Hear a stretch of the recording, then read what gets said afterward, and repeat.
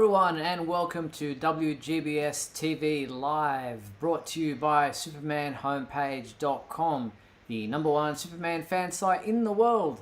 My name is Steve Eunice. In this, our March 15th, 2021 show, we're going to be covering a range of topics, including the very soon release of Zack Snyder's Justice League, last week's episode of Superman and Lois, this week's upcoming episode of Superman and Lois. We promised to do the fan favourite segment this week. We forgot that last week, not that anybody noticed. And we're also going to turn to you to take your questions and comments on any particular Superman topic you would like to discuss. And to let you know how all that works and how you can get involved in tonight's show, let me introduce you to my co-host, Mr. Michael Bailey. Hey, Mike. Hey, Steve. How's it going? What the heck was that all about? How's it going? Good, mate. How are you? Don't cough over me, please. Apparently, I got all clunky there, and I took my medicine like ahead of time, so as to avoid that. No, I'm fine. Like I was telling you before we got on, I'm actually getting my second dose of vaccine nice. Tomorrow. So I have to get up really early for it. And then I have to go to work, so hopefully the side effects will hit me later in the day. But no one wants to hear about my vaccine. No one wants to hear me take my shot. I got to take my shot. That's as far as I'm getting into Hamilton. But what they are here is to talk about Superman, and boy, do we got a lot of Superman stuff to talk about tonight. But the people who are watching us live right now on YouTube, who are amazing, I see you all, may want to get on the action if we have time for it. How do they do that? Well, they're going to need Skype, and we really apologize for that. Yeah. Get on Skype, find Superman homepage, and then send us a message you'd like to be on the show. Now, a couple of things. Wait for us to call you, because this thing's precarious enough as it is, and it could get screwed up easy. Also, if you are watching WGBS Live with a external speaker, please mute that, because we are on a bit of delay, and that can screw things up. Yes, indeed. And for those who are tuning in live via YouTube tonight to watch our show, thank you. Welcome. You can use the comments section there to react to the show as we go on, ask questions, post comments, speak to fellow people who are watching. Michael and I will keep an eye on that and react to your questions and comments as is necessary. And if you would like your comment or question featured live on the screen during the show, that's called the Super Chat. All you have to do is click the little dollar symbol there below on YouTube. A slider will appear on your screen. You decide on the amount you're willing to donate, and we will feature your question or comment on the bottom of our screen.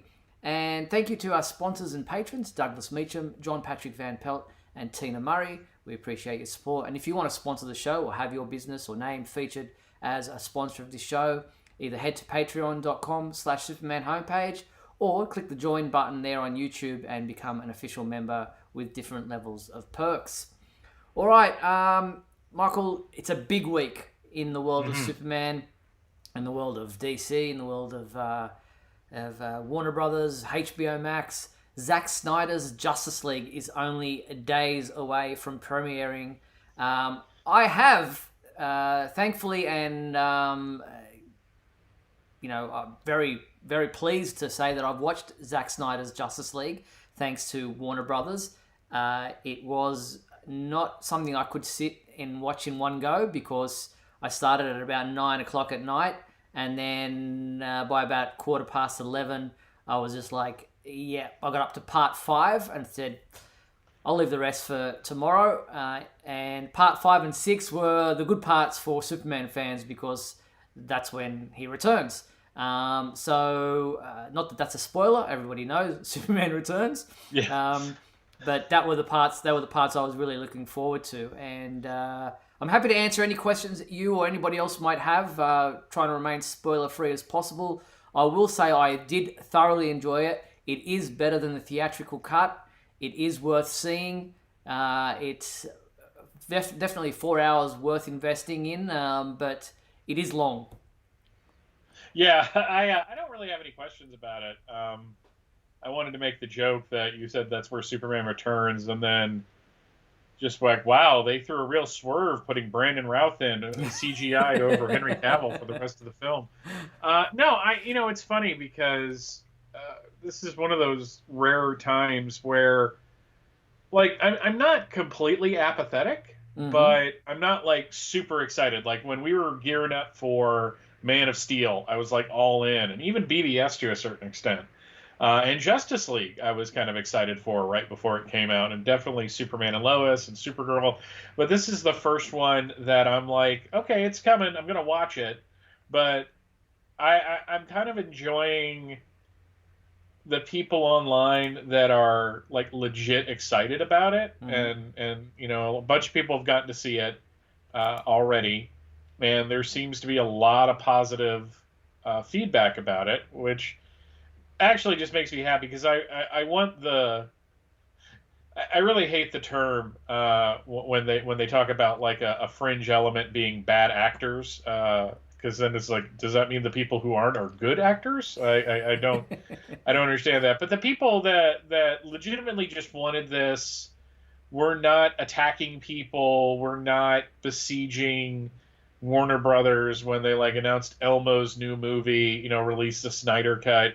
Those people seem to be really excited, and I'm happy for them. Mm. I'm just not like, yeah. I mean, I'm off on Thursday, so I'll get to see some of it. That Yeah. was another thing we were talking, that I'm probably gonna not watch it all in one go.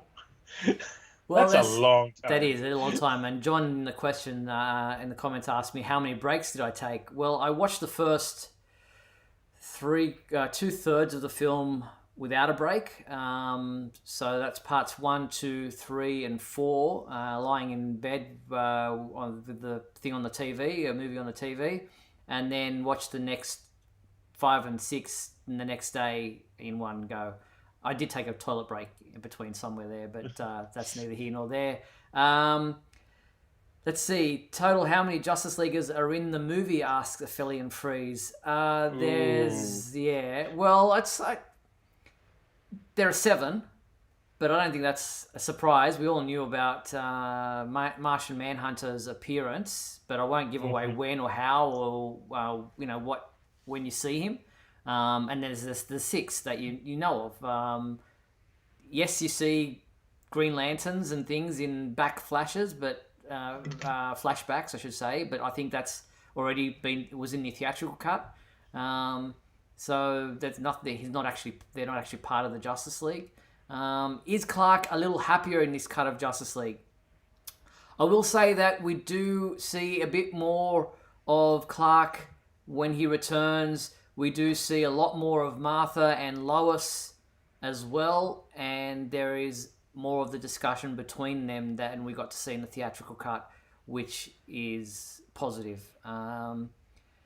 Let's see. No Kryptonian reference. Did Supergirl show up? No, Supergirl does not show up. And I don't think that's a spoiler. There is no She was in that Supergirl. hologram, remember?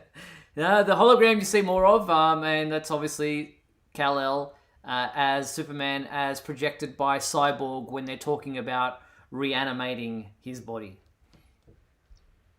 Yeah, I mean, like I've been saying since they really announced it that it was going to be a thing.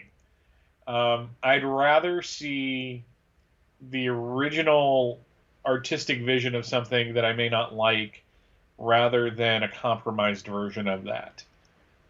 We weren't sure at the time that anything like this was ever going to happen, that we were going to get this. But I guess, before 2020, we couldn't picture a lot of things. Hmm. So it's just, I'm going to give it a fair shot. I'm not going to go in thinking that I'm going to be hating it. I'm not. My expectation isn't too high, Mm-hmm. but at the same time, I'm not. I'm not going in thinking that it's going to be like the worst thing ever. Yeah. So I think that's really all I can do at this That's point. fair, and that's a fair way to go in. Mind the Gap asks, try to imagine you were not a DC fan. Could this have been successful as a theatrical release? Well, it's obviously targeted towards DC fans because there is a lot of stuff in there that other people who are not fans and don't know anything about Darkseid and Apocalypse and all that kind of stuff might be going, who? What? What are they talking about? It's probably like the Avengers in many ways in that I wasn't a fan knowing too much about those characters other than I knew who they were, but I wasn't a comic book reader of of any of the Marvel characters, so I went in with some knowledge, but not enough to be really an expert. And I still enjoyed those films. So I think, well, it's hard for me to disconnect what I do know about DC Comics characters to answer that question.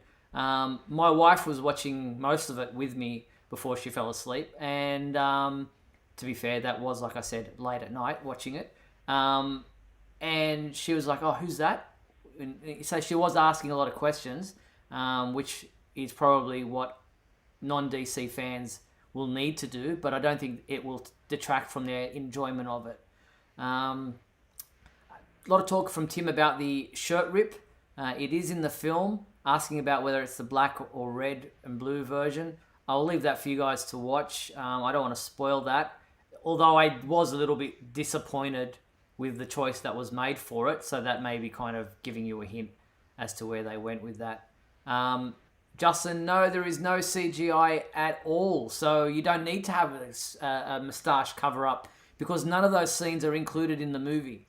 So they were all Joss Whedon scenes that were reshot to bring back Henry Cavill to do what Joss wanted to do for his version of what he was creating for the theatrical cut.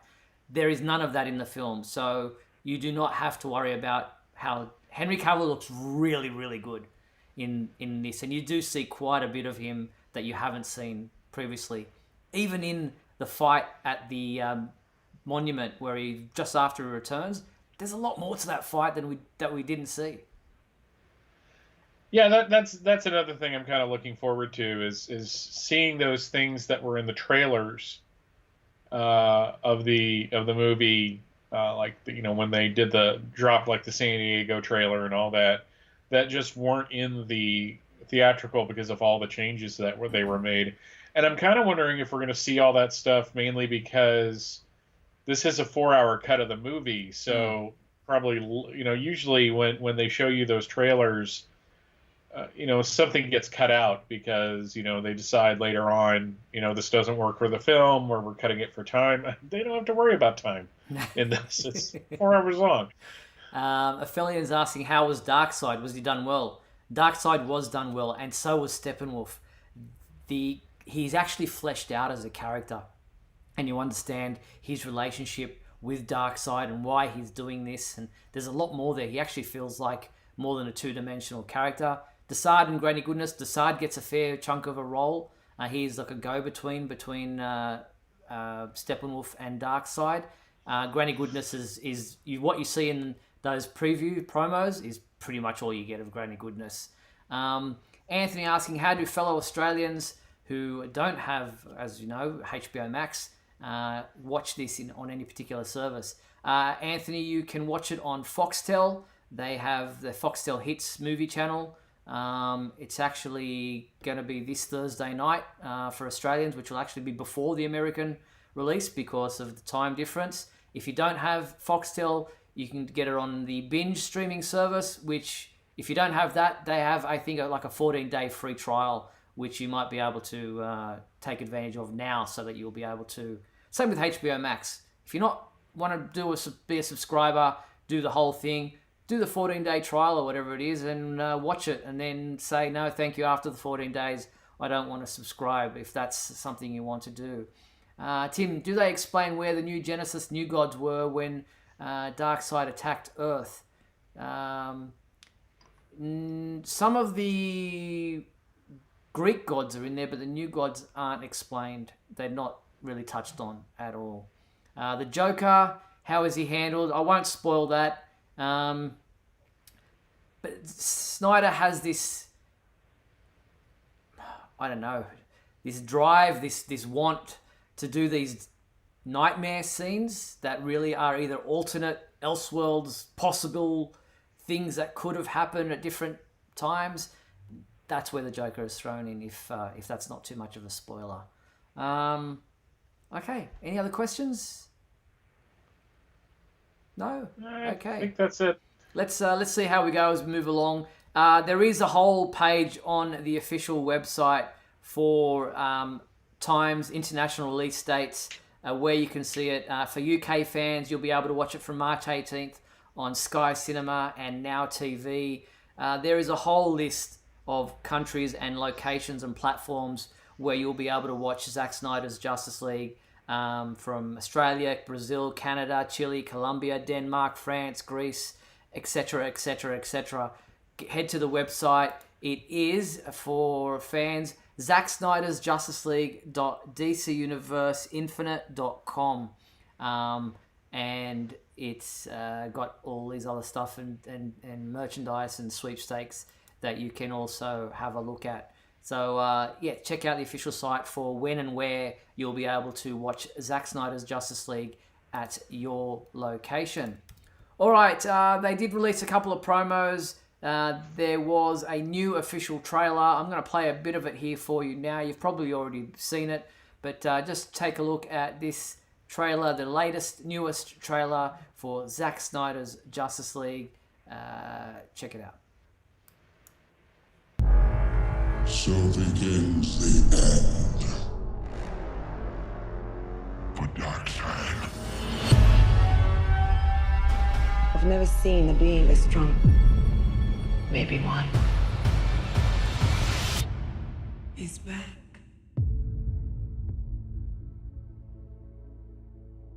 I spent a lot of time trying to divide us. I made a promise to him on his grave. I need to bring us together. There are enemies coming from far away. They serve an old power. This world is divided. No protectors here. No lanterns. No Kryptonian. It will fall in his name. So that's just a bit of the trailer there for Zack Snyder's Justice League. You can check it out on our website if you want to watch it in full. I will say this. Cyborg and the Flash get a lot more screen time, especially their backgrounds as far as Victor Stone and Barry Allen are concerned, which is great because that makes them feel like more enjoyable characters than they were in the theatrical version. So there is that to look forward to. Yes, Granny Goodness was in the trailer next to Darkseid. That's pretty much as you see of her in the film. All right, also Darkseid being a major character in this film is a focus of a new promo that was also released this week for the villains of the movie. Here is the For Darkseid, what was it? Trailer, I guess you'd call it, teaser. Have a look.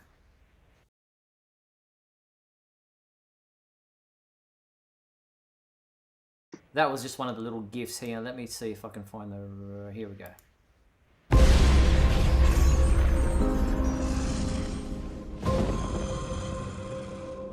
This world is divided. Too separate to be one. No protectors here. This world will fall. Like all the others. For Darkseid. I have turned 100,000 worlds to dust. And when this world is scorched, all of existence shall be mine.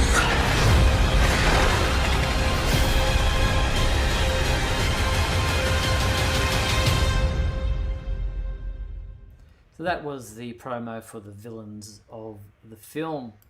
All right, the red carpet premiere of Zack Snyder's Justice League is something that you might be interested in. Fans are invited to join Snyder and Kevin Smith for a worldwide red carpet premiere of Zack Snyder's Justice League on Wednesday, March 17th at 8 p.m. Pacific Time. The pair will be joined by special guests as they premiere the event live across the official Snyder Cut Facebook, Twitter, the HBO Max and DC Comics YouTube channels. So this will be a special event, a red carpet event if you like.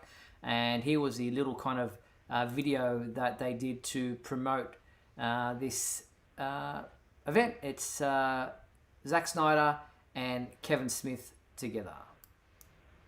Hey man, it's me, Kevin Smith, and I have a few urgent announcements. First, the Snyder Cut is almost here, ladies and gentlemen. Second, director Zack Snyder is right over there. And third, we're debuting with a huge red carpet event. That's right, ladies and gentlemen. Join Zack and I next Wednesday, March 17th at 8 p.m. Pacific Live as we roll out the digital red carpet for the release of Zack Snyder's Justice League. Like the film, it's going to be epic and long, so join us.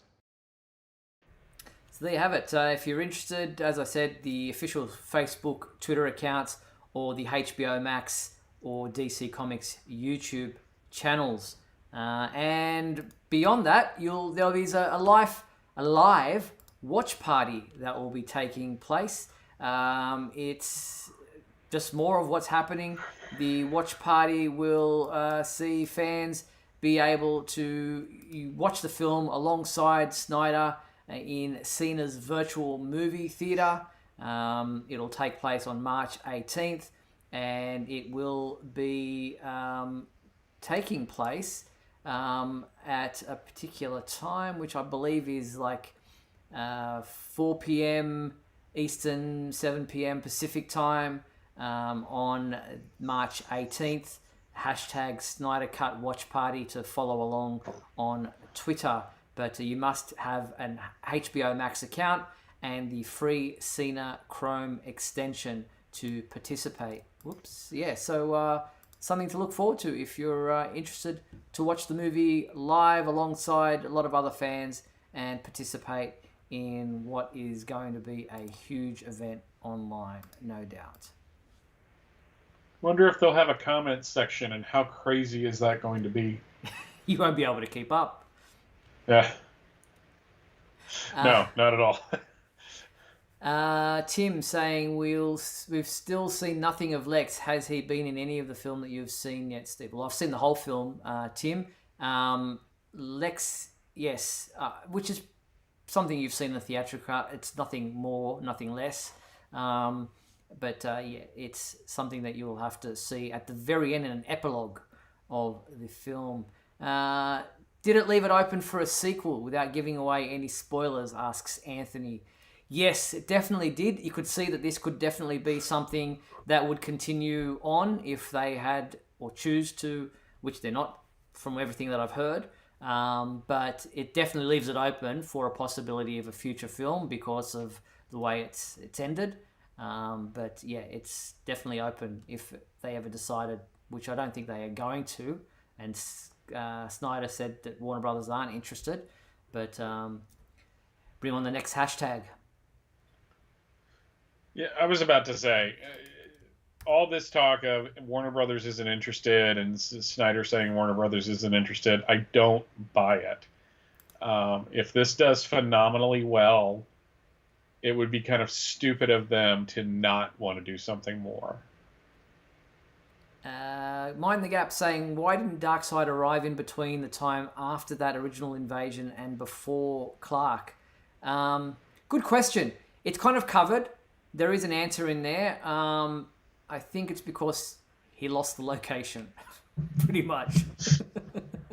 Man, I had those MapQuest directions printed out and threw them away. Can't believe it. Yeah. If you're in the Dallas, Texas area, you might want to head along to AT&T's Discovery District to check out the Dreamscapes of Zack Snyder's Justice League exhibition. It's an exhibit that has a lot of the costumes and photos and all these artwork and things that you're able to check out. One of our fans and followers at the Superman homepage, Ginny Keller, attended with her daughter, and the two of them went through Zack Snyder's Justice League, the Dreamscape exhibit, and took a lot of photos for us. The costumes are on display. There's a lot of photo and imagery of all the different movies from Zack Snyder, including Man of Steel, Batman v Superman, Dawn of Justice, and Justice League. And you can check out the huge range of photos that Ginny took for us at our website right now. And it's on display every day from 12 p.m. to 8 p.m. Local time at the AT&T Discovery District in Dallas, Texas, if you want to head along. Ophelia, no, I don't print out MapQuest directions. It was a gag for Darkseid. I use my phone because I'm not a heathen. Yeah, so Michael Ballack in the comments says, without a box office, how will Warner Brothers determine whether the film is a success? I guess they have a way of checking out ratings and eyeballs viewing this thing. People who subscribe just, to see it, is it going to drive traffic to them? Yeah. And there's no cinema release from yet. One, theaters in the US really aren't doing that well or aren't open in many cases. While they are here in Australia and other locations where COVID is not so much a thing anymore or is under control, there still is no theatrical release for this film. I believe Snyder may be doing an IMAX thing at one point in time, but it'll be a very small deal, probably only open to a select amount of people.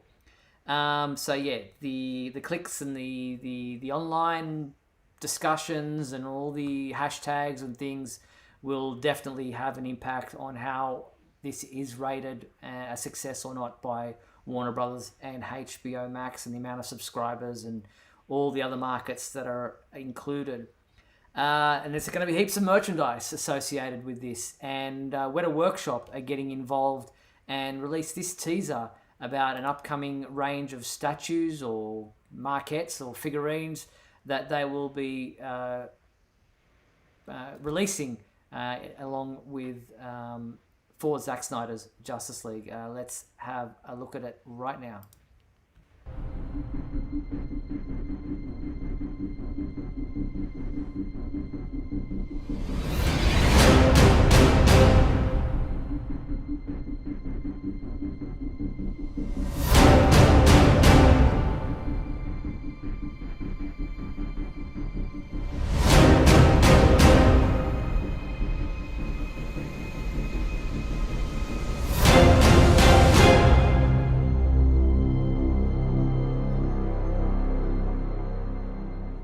So there you have it. Weta New Zealand have a website page that you can subscribe to there to check out the upcoming releases of Zack Snyder's Justice League collectibles. That was really dramatic. It was very dramatic. I love the lighting. Yeah, it was just like, wow, they put some money into that. That looks pretty good. So yeah, Weta do some great work as far as statues are concerned. So looking forward to seeing what they come out with. Obviously, there's a Darkseid and a Superman one amongst the statues that they'll be coming out with. So you can subscribe to find out more as they're released for these in-the-making statues that are coming out. All right, I will say this to kind of end off on for the Snyder Cut stuff. The chapters, the 6 chapters, they're great. I love the fact that they have them because it allows you to find a point where you can go pause, take a break, and not miss out on anything or not be on a particular screen or whatever where you're not sure if you're going to miss out on some of the audio or something when you come back. It is an ideal way for them to break up a 4-hour film. 4 hours is long. Don't get me wrong, 4 hours is very long to sit through, but it doesn't feel long. There are certain elements or decisions that were made that were questionable. In my spoiler-free review, I did mention that Snyder spends a bit of time with these Nordic women singing some kind of lament when Aquaman goes off back into the sea, and it's like a couple of minutes on these women singing this weird song, and I'm like, really? Did we really need that? Like, is that important? But the score by Hulkenborg is awesome. A lot of throwbacks to, obviously, sequences from earlier films, you know, with Superman and with Lex and with Wonder Woman, and that are the cues are just fantastic. So yeah. And the pup cameo, all the dogs, all the people want to comment about the dog showing She up. got a haircut this week. She's very cold, so she wanted to sit with me. So, but I'm not ready to hold her up the entire show. So. All right, we are going to take a quick break, come back on the flip side to do the fan favorite segment, 2 weeks in the making, and then we'll get into Superman and Lois. So wait for this. We'll be back right after these messages. Don't go anywhere. We'll be back in a moment with the exciting climax of today's episode. So stand by.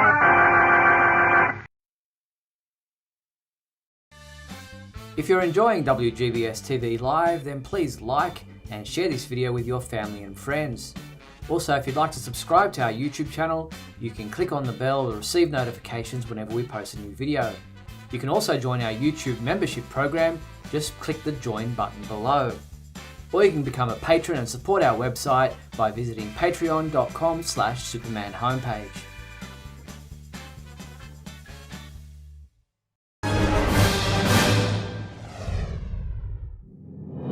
Look, up in the sky. It's a bird. It's a plane. No, it's SupermanHomepage.com, the #1 Superman fan site in the world. SupermanHomepage.com, covering the world of Superman from the 1930s to today. News, reviews, rumors, and reports. SupermanHomepage.com for all your Superman comics, TV shows, movies, cartoons, radio shows, and more. Everything you ever wanted to know about the Man of Steel and more. SupermanHomepage.com. Thanks, Superman Homepage, for all the support over the years. I really appreciate it. I'm Matt Balmer, the voice of Superman in Superman Unbound, and this is the Superman Homepage. Right here on Superman Homepage.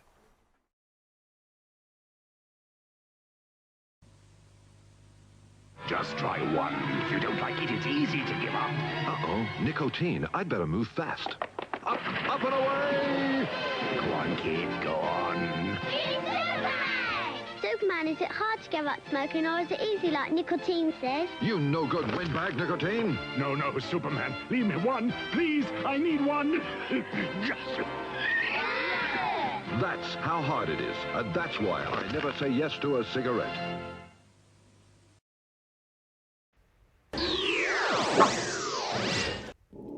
And we're back on WGBS TV Live, where Michael's dog is upset about something. You cannot be part of the show.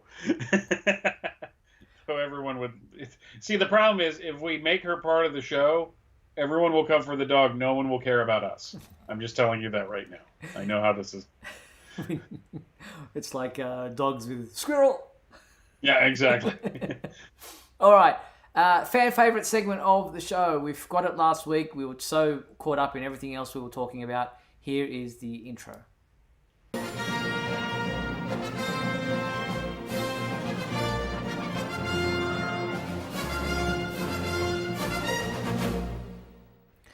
All right. The fan favorite question from last time was what, Michael? Do you have a favorite Superman fridge magnet? And Jake Roca was the first one to write in. He says, attached is a custom magnet I made this past Christmas. And a cool promotional art piece from C2E2, my local con. For the art piece, the art is Philip Tan, and that is Superman above Chicago, of course, because it's C2E2. Very nice. That's a cool little magnet that he's put together there of the S-Shield.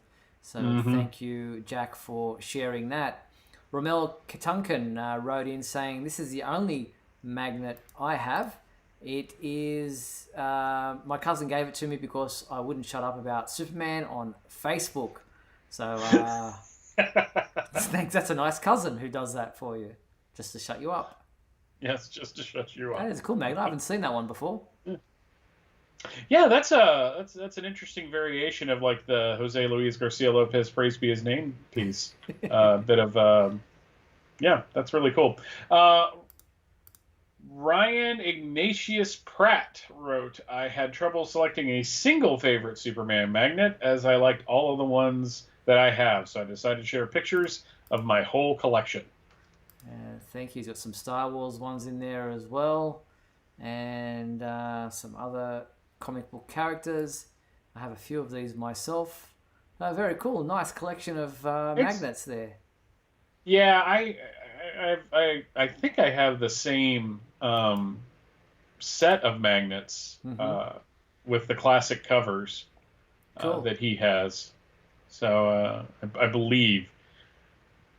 I can't wait to get my magnets back out. Well, we put them up years ago. So yeah, mine used to be all on my fridge, and then I've recently relocated them to a filing cabinet in my room here. And these are some of the magnets that are on my filing cabinet. Wow. Quite a few of them there. And this was my favorite. It says, news of Wonder Woman's wardrobe malfunction spread fast, or something like that. I can't really read the writing. Wow, that's pretty hardcore. Oh. That was just, that gobsmacked me. It was a great image, but I couldn't believe that was there on the bottom as a little. You know, that's a little cheeky. It is very cheeky. So. Yeah, so there you have it. I just thought I'd share that one with everybody. So there you have it. Thank you for sending in your favorite Superman magnets. What is our new fan favorite question for this week, Michael? What is your favorite Superman item of jewelry? Yes. Do you have a ring, a bracelet, a necklace, a tiara? Who knows? You might have anything. Send us your photos of your favorite Superman jewelry item, whatever it may be. I'm sure there'll be a lot of rings out there. There are some fantastic Superman rings that have been released over the years. Send those in to us using the email address info@supermanhomepage.com, and we will share them next week, I promise. All right, let's move on to the Superman and Lois part of our show. The episode last week was called The Perks of Not Being a Wallflower. It was episode 3 of the first season. Our reviewer Neil Bailey gave this episode another 5 out of 5 review. Wow. He's absolutely loving the show. He did not mention, as somebody in the comments did, at the fact that Superman got knocked out twice. He used to do a knockout count for Smallville, but he says this is one hell of a show.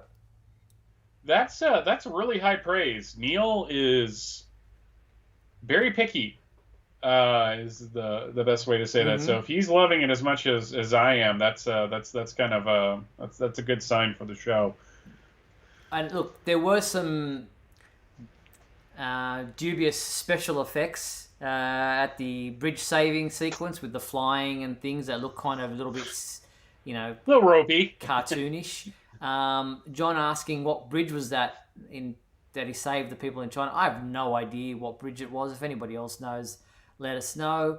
John also asks a number of these questions. Let's go through them as quickly as we can. Do you think Clark Kent should have told his sons about his super hearing when he told them about who he was? I think everyone who knows Superman pretty much knows his powers. I just don't think the sons were impressed that he used his super hearing to spy on their conversations or to be kind of,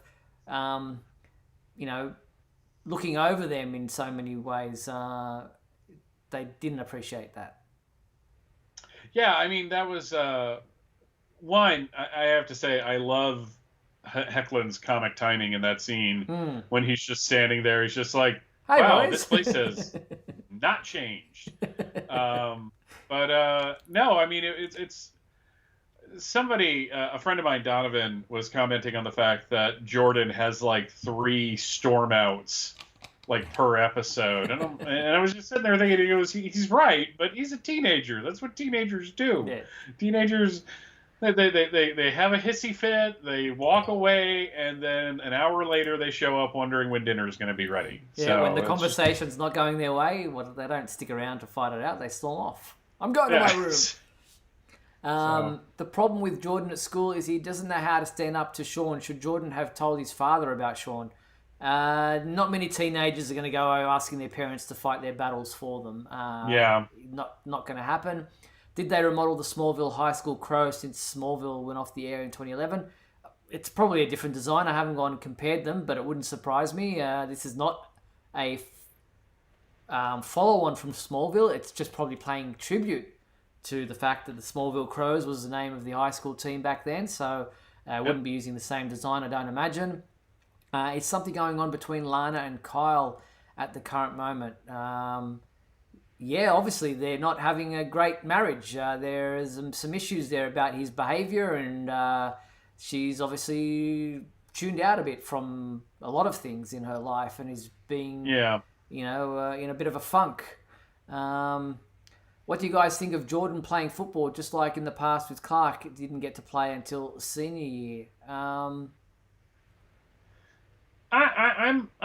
mixed on it. I like that they're going in a different direction than Smallville, because Smallville, especially in the first season, Jonathan Sr., I guess I should say, was like, nope, you're going to hurt somebody. Something can happen in a split second. But Jordan is not as powerful as Clark was in Smallville, even though the Clark and the series Smallville. God, this is going to get confusing. But he's not as strong, but he's gonna hurt somebody. I mean, he was tossing those kids around like they were rag dolls, and I don't know if that's going to be good, but it did lead to a couple good bonding sequences, and Clark now gets to be like the assistant coach. He got a hat. Yes. And I like the fact that he wants to be involved and try to be there as much as he can, and it'll also help him keep an eye on Jordan, so to speak. I felt for Jonathan in this episode. He, the football thing has always been his thing, and he had to give that up in many ways in Metropolis, moving to Smallville. He's no longer, the star quarterback. He's on the outers with the coach. He's on the outers with the rest of the team. And now his brother, who never showed any interest in playing football, is kind of stealing his thunder and shoehorning his way into his life. But yet Jonathan is still supportive, and I'm gaining some sympathy for him, where Jordan was the one who was kind of getting all our sympathy before. Now a lot of people are going, Jordan's becoming a little whiny kind of baby. Yeah, Jonathan, one of my co-hosts on the show that I do about Superman and Lois, keeps pointing out that he's obviously the older twin. Right. Okay. Even though they were born on the same day, he's kind of the older brother, and the conversation he has with Clark about how this is something he might need. Now, the danger here is Jordan joins football, and all of a sudden all of his anxiety problems are solved. I don't want them to go in that direction. But giving him an outlet, giving him something to kind of focus on, something to look forward to, and something he could be kind of good at, even though he's cheating, it might be mentally healthy for him. Now, the Kryptonians, or apparent Kryptonians that appeared in this episode, the villains, they kind of came out of left field. I wasn't expecting that. I was also kind of shocked that the female who has a LL name that we'll find out, that we'll kind of look into more in the coming episodes, was able to use her heat vision to destroy another supposed Kryptonian. I mean, Superman used, a lot of his powers on that guy, and he didn't just disintegrate. That kind of seemed a little bit out of the norm. I was just, are we not going to talk about the fact that, wasn't that Morgan Edge's assistant? Yes, you're right. I was just like, no one's talking about that on social media, which is surprising me. Maybe she just didn't have that much of an impact, but I looked at it, I was like, okay, is no one going to talk about the fact that Morgan Edge's assistant is heat vision? This seems like a big thing. So I think we're waiting for more to see what happens, where that goes. Yeah, and I don't know if Subject 11 was necessarily...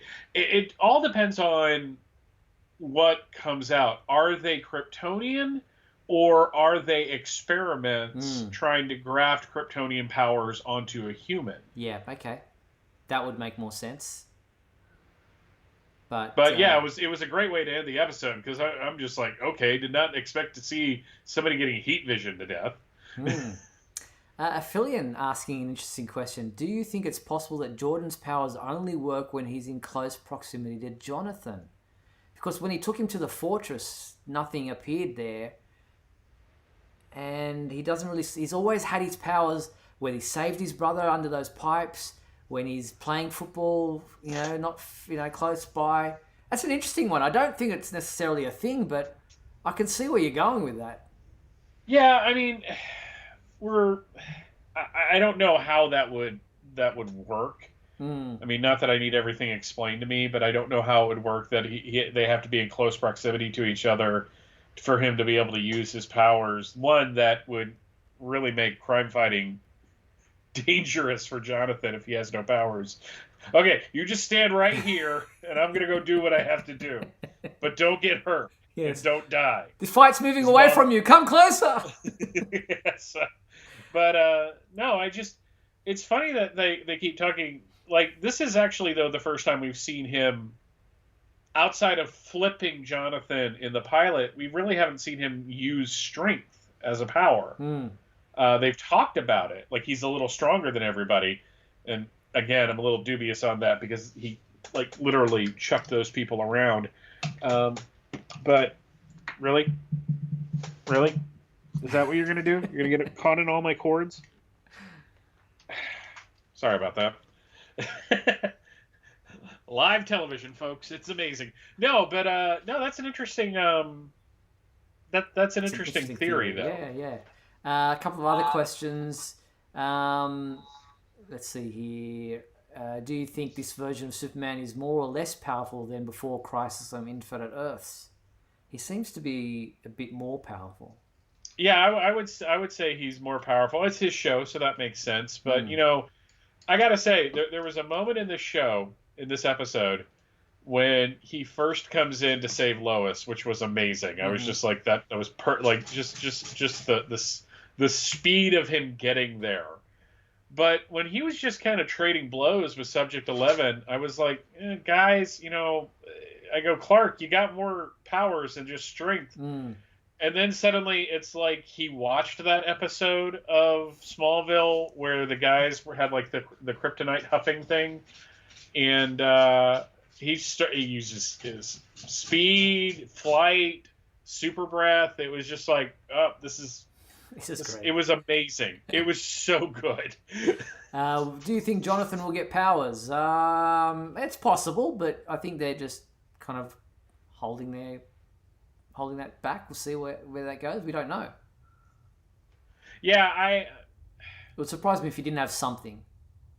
He might have something. I don't think he's going to have the same powers as Jonathan, because that would be a little samey. But it would be interesting if, he was just... He is really good and was going to be a starting quarterback as a freshman in high school.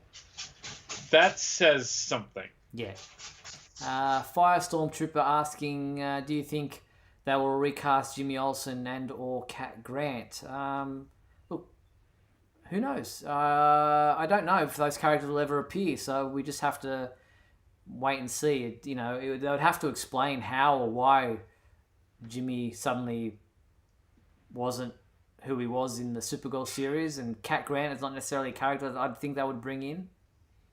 Yeah, I mean, it would be very contrived to bring Cat to Smallville. Yeah. Jimmy, I could see coming to Smallville because he, like Chrissy, is running a newspaper in a small town.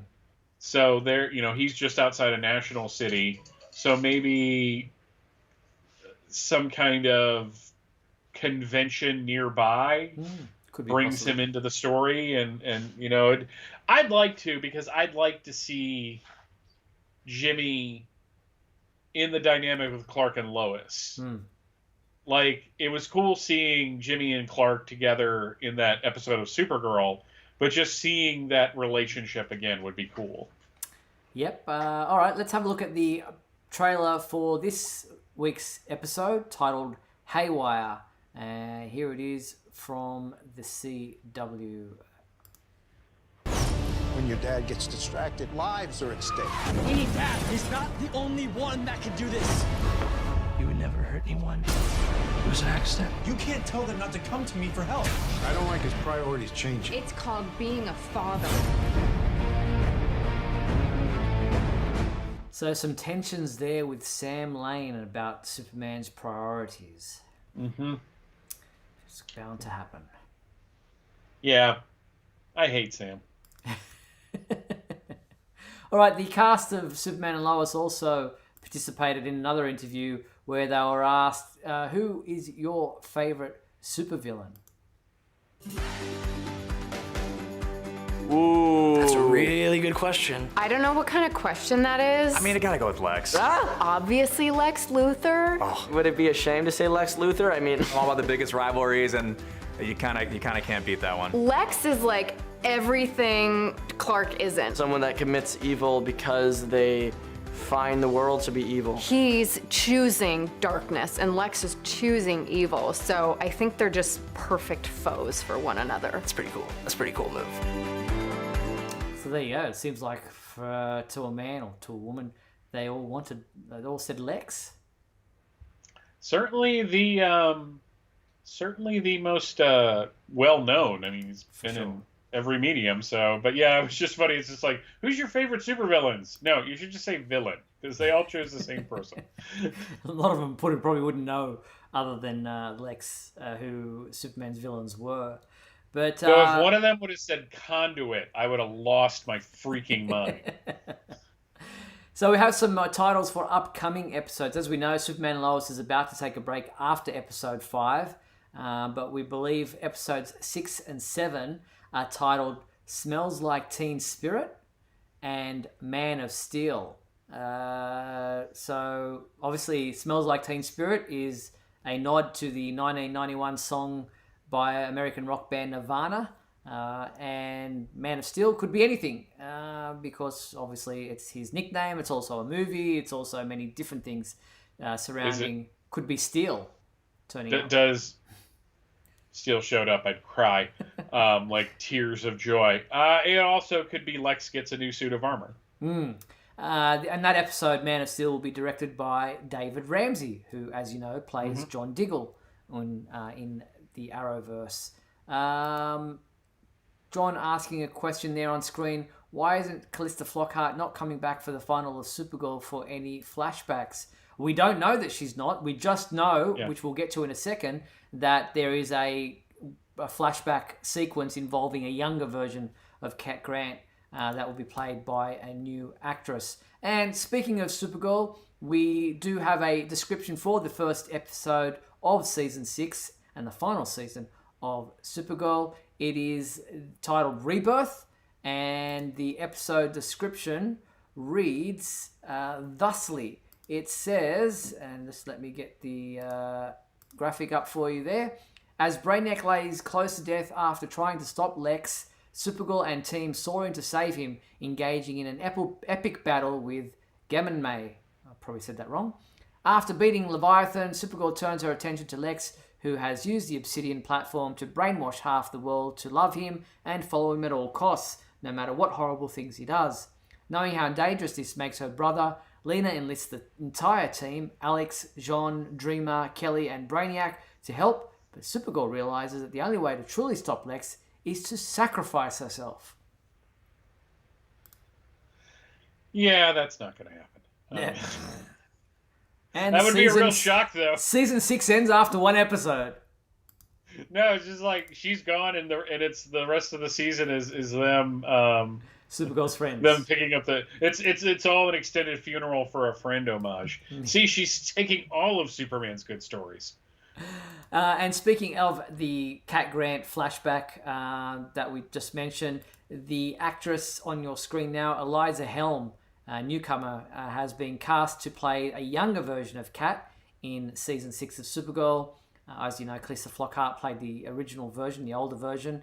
But Helm will be appearing in 2 episodes, the 6th and 7th episodes of the final season of Supergirl, which will be titled Prom Night and Prom Again. And according to EW.com, the flashbacks to the early days of Kat's early career days, when she was known as CG Grant, will be taking place. And the official description for her character reads, eager to step out of Lois Lane's shadow and out from under her boss, Perry White's thumb, Kat chases a story to Kara's hometown of Midvale. This lead won't go as planned, but it will put her on the trajectory toward the media powerhouse we know and love as Kat Grant. That's an interesting idea for an episode. And a double one at that. All right, so that's tomorrow night's episode of Superman and Lois and upcoming episodes of Supergirl. That's the TV side of things. We look forward to talking about the episode for tomorrow night next week. But from the comic book side of things, here is what you can look forward to this week. There are some interesting comic books out this week, and they are...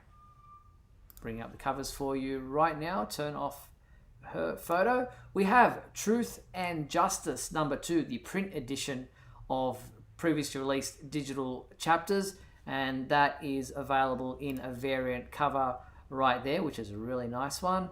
We also have Justice League #59, which is available in this wraparound variant cover. It is also available in a number of Zack Snyder's Justice League variant covers, which obviously are timed to coincide with the release of the film on HBO Max. Also out this week is Superman Red and Blue #1. This is a new 6-issue miniseries, and this comic book is also available in 2 different variant covers. Don't like that one, but anyway. And also out this week is Superman vs. Shazam trade paperback new edition. 8 classic confrontations between 2 great heroes. And that's what's out this week in the world of comic books for Superman fans. Yep, I'll be reading Superman Red and Blue. Yeah, it looks like it's a really good comic book series that we'll look forward to.